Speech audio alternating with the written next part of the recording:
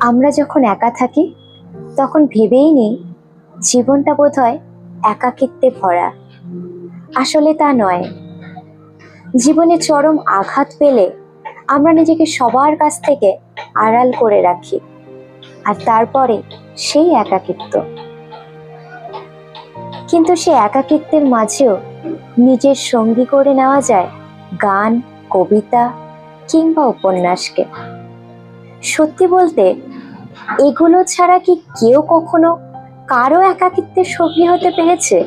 জীবনের এক পর্যায়ে গিয়ে যখন আমরা সহজ কথা, সহজ জিনিস ভুলে গিয়ে কঠিনের পথে যাই, যখন সবকিছু ভালো মন্দের ঊর্ধ্বে চলে যায়, ঠিক সেই সময় নিজের মনকে শক্ত করো, দেখবে সবকিছু সহজ হয়ে গেছে।